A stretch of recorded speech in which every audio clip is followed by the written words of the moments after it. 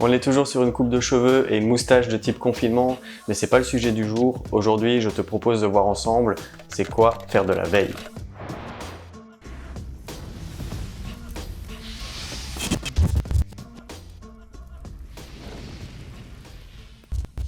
Alors, faire de la veille, c'est tout simplement se maintenir à jour.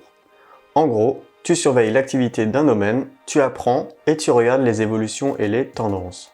Ok, ça veut juste dire tu te tiens informé des nouveautés. Ouais, alors un truc cool à faire en UX et que je te recommande, c'est de directement tester et reproduire les choses que tu viens d'apprendre dans des cas concrets. Par exemple avec des nouvelles features ou des outils en ligne. Et c'est vraiment important ça, de faire de la veille? Important oui, et même indispensable, mais on va voir ensemble pourquoi, point par point.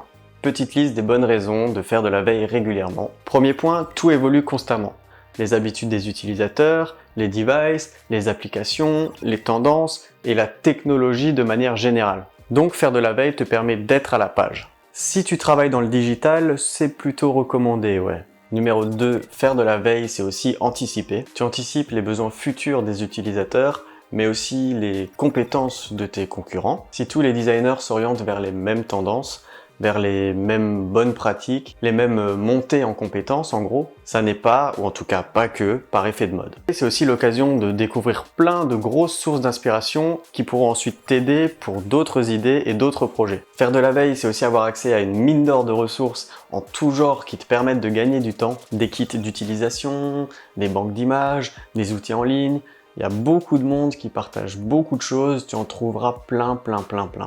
On a tous quelque chose à apprendre, ou à enseigner à quelqu'un d'ailleurs, donc il ne faut pas penser qu'on sait déjà tout parce que ce sera forcément faux. La veille permet de développer ta curiosité, et je pense que dans ce métier c'est indispensable, ouais.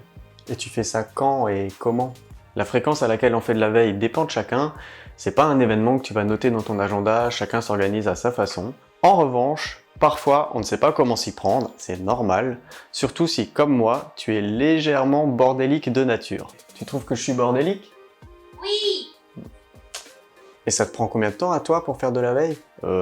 C'est pas évident de le quantifier, mais en moyenne, je pense passer environ 30 minutes par jour minimum à faire de la veille UX, UI. C'est à la fois peu et beaucoup, étant donné tout ce qu'il y a à découvrir sur internet, mais ça représente quand même à peu près 15 heures par mois. Et comment tu t'organises alors?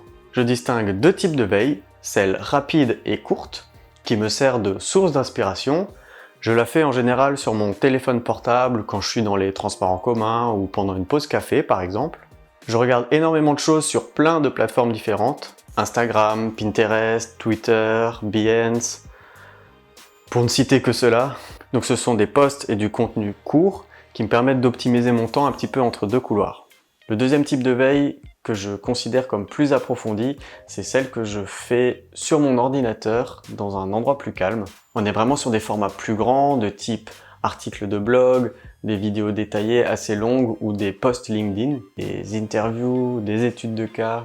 Je pense vraiment que ces deux types de veille sont toutes les deux importantes, l'une comme l'autre. Elles demandent juste des organisations différentes. Ah, parce que tu es organisé toi. En tout cas, j'essaye. Faire de la veille, ça doit être un plaisir, pas une corvée. Et en fait, moi, j'essaye d'utiliser du mieux possible tous les différents réseaux sociaux. Je trie tout ce que je consulte. Sur Instagram, par exemple, j'enregistre tous les posts qui m'intéressent dans différentes catégories.